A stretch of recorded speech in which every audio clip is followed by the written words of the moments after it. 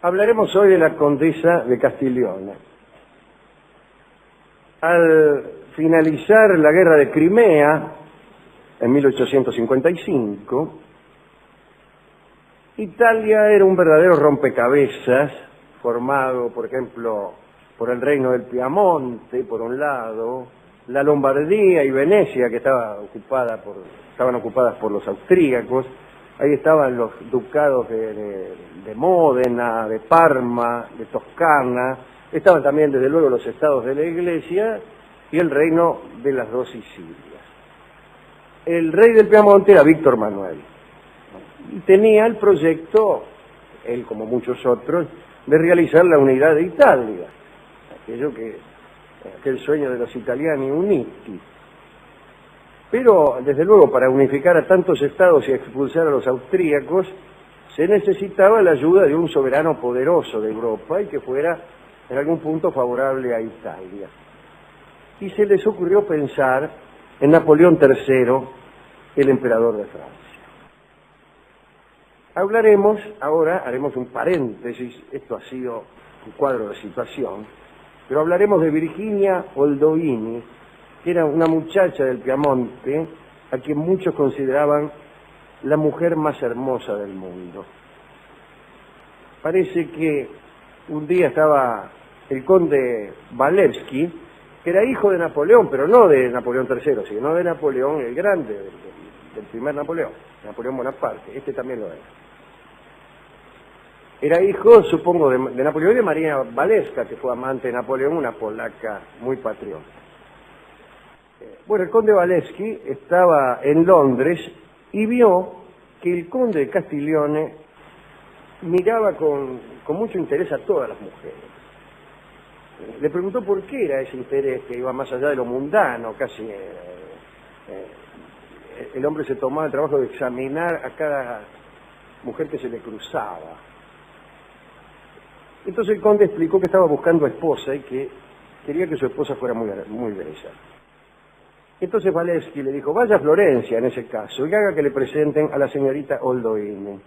Es la mujer más bella del mundo. El conde de Castiglione fue a Florencia, se enamoró inmediatamente, pero la chica no le dio ni 5 bolillas. Y le dijo claramente, no os quiero y no os amaré nunca. Es un dictamen notoriamente drástico. No importa, dijo el tipo, me casaré contigo y tendré el orgullo de tener por esposa a la mujer más hermosa del mundo. Eso es un asco, verdaderamente. Comparto. Eso es un asco. Lo que él quería no era amor, quería posesión. Quería establecer un derecho real sobre esta dama. Bueno, pero se casó. Casaron. Ella tenía 16 años. Este conde de Castiglione era además servidor del rey de Piamonte, era un funcionario de Víctor Manuel. Virginia escribía desde muy jovencita un diario íntimo en el que anotaba con el mayor detalle todas sus aventuras, aún las más íntimas. Ese diario fue descubierto por Alain Decaux en 1951 y contiene revelaciones interesantísimas. Virginia parece que utilizaba una clave para describir sus lances amorosos. B, una B larga, era beso. X era la entrega total. Y BX era todo menos X. Y sucede que aquel diario íntimo está lleno de B y de X día tras día. La muchacha era insaciable. El conde de Cabourg, que era el jefe de gabinete del rey Víctor Manuel, conocía a Napoleón III y conocía también la debilidad que el emperador de Francia tenía por las mujeres. Y tuvo la idea de que Virginia se hiciera amar por el emperador y lo impulsara a tomar decisiones que favorecieran la causa italiana. En ese momento el matrimonio de Virginia con el conde Castiglione estaba muy deteriorado, ¿no? Informada de las intenciones de Cabourg, la condesa se entusiasmó vivamente. El 16 de noviembre de 1855 El rey Víctor Manuel en persona llamó a la puerta del jardín de Virginia y allí le realizó la propuesta oficial de viajar a París para hacer política de almohada en la cama de Napoleón III. Tiempo después, el 17 de diciembre, Víctor Manuel volvió a visitarla mientras ella ya estaba preparando las maletas para ir a París. Y el diario de Virginia registra una crónica de ese encuentro y dice: a las 11 se ha marchado, lo acompañé hasta el jardín, 5X. Así se las gastaba el rey Víctor Manuel de Piamonte. Bueno, empezó su viaje, hicieron una escala en Florencia, donde ella se encontró con un antiguo admirador, al que convirtió en amante, que se llamaba Bentivoglio. Es un lindo nombre para un amante. Claro, Bentivoglio. Lo enamoró, sació la lujuria del Bentivoglio y después lo abandonó. Y llegó a París. El primer encuentro que tuvo con Napoleón III sucedió el 9 de enero de 1856. La condesa de Castigliones sintió un poco de desengaño al ver al hombre que se cruzaba con ella, ¿no? Ella se lo imaginaba alto, majestuoso, hermoso, y Napoleón era bajito, un poco encorvado, trotaba sobre unas piernas cortas y paseaba por la sala una mirada deslucida. Es de todos modos la descripción de un enemigo. Él la miró un poco, ella le hizo un comentario, pero no pasó nada. En el segundo encuentro, el 26 de enero, en un baile, Virginia llegó en el mismo instante en que Napoleón se retiraba. Él le dijo: llegáis muy tarde, señora. Y ella contestó: sois vos, Alteza, el que marcháis demasiado temprano. No era muy ingenioso, pero Napoleón la miró. Y así pasaron los días, se cruzaron, pasaron los meses, se saludaban. Napoleón por ahí la miraba un poco, se retorcía el bigote.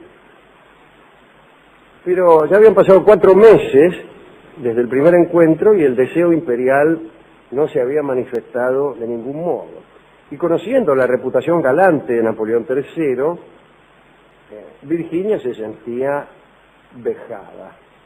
Y entonces resolvió jugar fuerte. En ocasión de un bailongo que había en las Tullerías,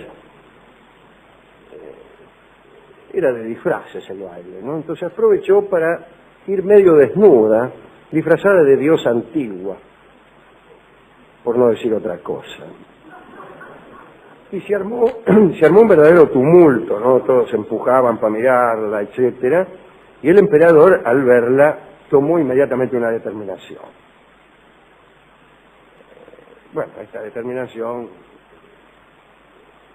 consistía en invitarla a una reunión nocturna en Villeneuve-les-Dames, donde había un lago, un parque y una isla. Es un lindo lugar para invitar a alguien. Desde luego iba también la emperatriz Eugenia, la mujer de Napoleón. Pero ya se sabe, una fiesta nocturna, hay un parque, hay un lago, y en el medio del lago una isla, siempre es posible ausentarse y encontrar un yuyal cómplice donde cosechar el beso que crece en la penumbra. El caso es que en determinado momento Napoleón le invitó a pasear en bote. Salieron a remar y volvieron 3 horas después. Al día siguiente todo París sabía que el emperador se había convertido en el amante de Madame. Entre abrazo y abrazo, la condesa de Castiglione trataba de inducir en Napoleón III una simpatía para la causa italiana.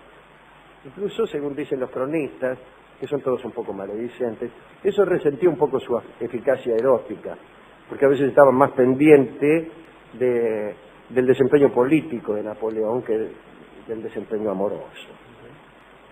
El caso es que todas las noches una carta cifrada iba en camino a Turín. Incluso se había hecho amante de un tipo del correo para que no le revisara la correspondencia. Se trataba de una de una mujer muy cuidadosa, según se ve, ¿no? Pero a partir de entonces la condesa, sabiéndose amante oficial, empezó a comportarse con la mayor excentricidad. Hizo fotografiar sus pies, sus pantorrillas, sus manos y sus hombros. El pintor Baudry la pintó desnuda. Ella después tuvo celos del cuadro y lo destruyó. Creo que eso ocurrió después, cuando comprendió que el cuadro no envejecía y ella sí. Así que se convirtió en una especie de Dorian Gray inverse. Claro, como todos nosotros, por supuesto. Pero destruyó aquel cuadro. Usaba sábanas negras porque decían que contrastaba con la blancura de su piel. Tardaba mucho tiempo en vestirse. Por ejemplo, desde las 9 de la mañana hasta las 2 de la tarde. Es mucho, es un poco demasiado. Solía concurrir a las fiestas con escotes absolutamente indecorosos. Un día se lo hizo notar la propia emperatriz Eugenia. Le dijo, mire, ¿no? Y ella le dijo, una tiene que mostrar su cara allí donde la tuviera. Tampoco era muy ingenioso, pero cuando hay un escote así, cualquier cosa resulta interesante. El caso es que el emperador parecía muy entusiasmado, la llevó a Compiègne, que era un lugar donde la corte se trasladaba durante un mes del año.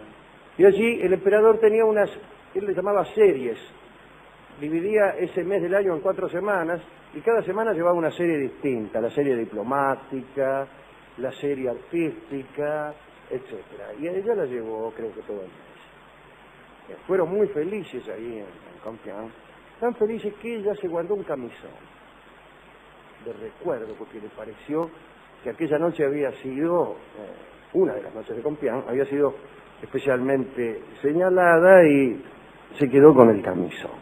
Pero un día el romance con el emperador terminó bruscamente.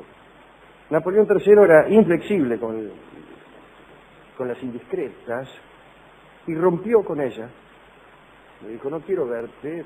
Ella hacía comentarios, que usted no sabe lo que me dijo ayer Luis. ¿No? Luis Napoleón. Ella se fue, tomó un tren, viajó a Italia, pensó que la ruptura era pasajera, y en realidad empezaba una desgracia que la perseguiría siempre. En Italia ella se negó a continuar la vida en común con su marido, quedó sola, creo que en Turín, y mientras tanto Luis Napoleón se hizo cargo del ejército. Empezó la guerra contra Austria. Es decir, le salió bien el asunto a la marquesa. Hubo un momento en que ella dudó de que Napoleón tomara el partido por la causa italiana. El 16 de enero de 1858, Napoleón sufrió un atentado cuando se dirigía a la ópera. Venía por el Boulevard de los Italianos, 3 explosiones destruyeron la carroza, hubo muertos y heridos, pero el emperador y la emperatriz resultaron ilesos, ¿no? Incluso asistieron a la función de la ópera. Cuando Virginia en Italia leyó la noticia, creyó que Napoleón jamás intervendría en favor de los italianos. Pero finalmente lo que ella deseaba sucedió. Empezó la guerra. Y fue una guerra, pero muy, muy, muy cruenta. Muy cruenta. Una guerra terrible. Tan terrible que en aquellos años se tuvo la idea de fundar la Cruz Roja, ¿no? Ahí estaba el amigo Henri Dunant, que fundó esa organización para socorrer justamente a las víctimas de la guerra. La guerra que había en ese momento era esa, ¿no? La guerra donde tuvieron las batallas aquellas de Magenta, de Solferino, unos lugares, Magenta y Solferino, unos lugares donde un día una sustancia que creo que se llama fucsina, de donde viene la palabra fucsia para designar ese color, pero resulta que ese color también tiene otro nombre, que es justamente magenta o solferino, que son nombres de los lugares donde aquella sustancia cundía y donde tuvieron lugar unas batallas terribles, morían gente como moscas. Después vino la paz de Villafranca y sucedió algo que la condesa no esperaba. La paz fue apresurada, en realidad los prusianos estaban por ingresar en la contienda y Napoleón se apresuró a firmar una paz cualquiera, cualunque, y en realidad los italianos no pudieron unirse, Venecia siguió en poder de los austríacos, hubo alguna clase de liberación de la Lombardía, pero mucho no cambiaron. Así que fue una especie de desengaño. La Castiglione volvió a París para ver si recuperaba sus privilegios perdidos, pero ya no fue lo mismo. Enviudó, se murió el marido, que poco ha tenido que hacer en esta charla aquí en la Universidad de Morón. Quedó viuda, pero era lo mismo. Volvió y quiso ser la reina de París, pero no lo logró. Una noche en 1869 entró por la puerta de los emperadores a un bailongo que había en las Tullerías y la echaron. Preguntaron, ¿usted fue invitada? No, dijo, qué sé yo, sí, tómesela. Estaba disfrazada de reina de Etruria, pero igual la echaron. Digo porque hay mucha gente que cree que disfrazarse uno de reina etrusca garantiza la entrada a cualquier bailongo. No. Cayó, como ustedes saben, en 1870 el Segundo Imperio, cayó Luis Napoleón, fue la batalla de Sedan, y ella se encerró en su casa, siguió viviendo en París, pero no salía nunca. Solo recibía algunos pocos amigos que sabían una contraseña, y empezó a envejecer. Allí probablemente ocurrió el episodio del cuadro destruido. Después retiró todos los espejos de su apartamento. Dicen que tenía un coche listo que nunca usó. Murió en 1899 y nadie se acordaba de ella, y ni siquiera los italianos tomaron en cuenta los servicios de almohada que ella había tratado de hacer a sus patrios. Ni siquiera se acordaron de aquellas cartas que con enorme riesgo enviaba a ella a los que luchaban por la causa de los italianos. Esta es la historia de la bellísima Virginia, condesa de Castiglione. ¿A quién quiere dedicar Rolón esta historia triste, como todas las historias? No hay historias alegres, salvo que uno las cuente por la mitad. Es difícil una historia alegre, Alejandro, en tanto y en cuanto el tiempo siempre es más fuerte que la belleza, que el amor y que la pasión incluso. Me permito dos tipos de dedicando, si usted me autoriza. El primero de ellos es en relación a esa actitud canallesca que usted marcaba en este hombre, que aunque la mujer no lo quisiera, quería ser el esposo de la mujer más linda del mundo, sin darse cuenta que el valor no está en tener la mujer más linda del mundo, sino en ser deseado por la mujer más linda del mundo. Entonces aquellos que valoran más el deseo que la posesión son los primeros dedicandos. Y lo segundo, ya que hablamos de esa gente que luchaba por la unidad de la patria, recuerdo una frase del amigo Abelardo Ramos que decía que somos un país porque no tuvimos el coraje de ser una nación, y entonces a San Martín, a Bolívar, a Artigas, aquellos que tuvieron el sueño de la patria grande. Muy bien. Nos preguntábamos con qué ilustrar esta charla acerca de la bella condesa, y recordando las cartas que enviaba ella a Cavour y el romance que tuvo con el empleado de correo, hemos resuelto amueblar la charla con el tango Cartas Viejas, que es un tango bellísimo, que escucharemos en la versión que realizó Karina Beorlegui con las guitarras de Juárez, Soria y Salmón. Adelante, Beorlegui.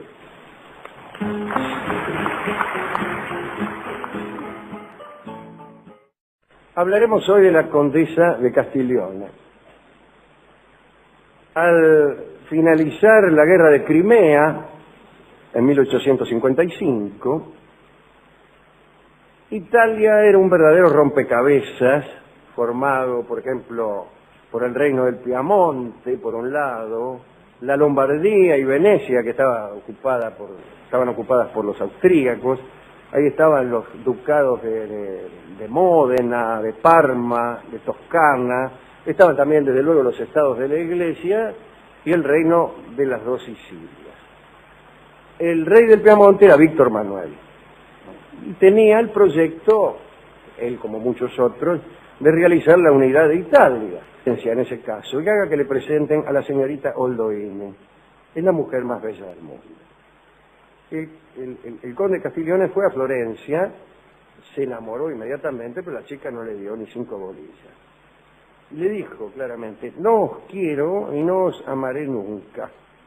Es un dictamen notoriamente drástico.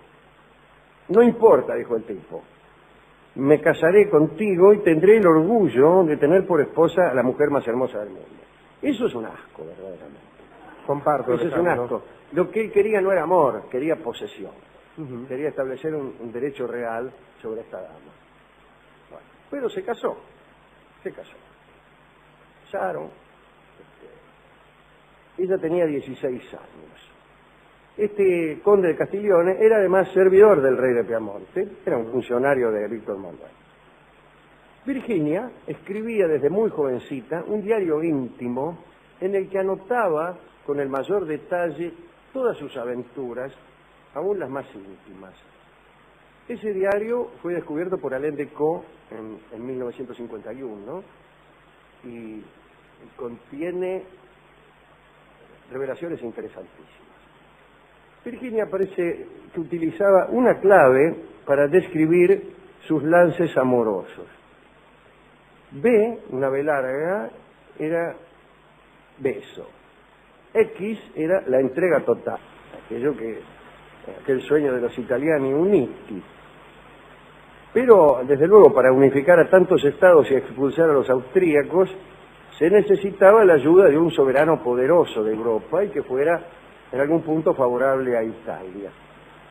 Y se les ocurrió pensar en Napoleón III, el emperador de Francia.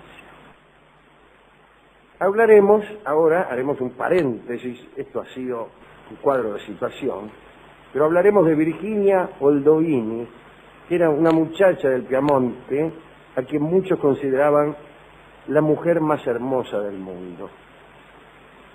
Parece que un día estaba el conde Walewski, que era hijo de Napoleón, pero no de Napoleón III, sino de Napoleón el Grande, del primer Napoleón Bonaparte, este también lo era. Era hijo, supongo, de Napoleón y de María Walewska, que fue amante de Napoleón, una polaca muy patriota. Bueno, el conde Walewski estaba en Londres y vio que el conde de Castiglione miraba con mucho interés a todas las mujeres. Le preguntó por qué era ese interés que iba más allá de lo mundano, casi el hombre se tomaba el trabajo de examinar a cada mujer que se le cruzaba. Entonces el conde explicó que estaba buscando esposa y que quería que su esposa fuera muy bella. Entonces Walewski le dijo: vaya a Florencia.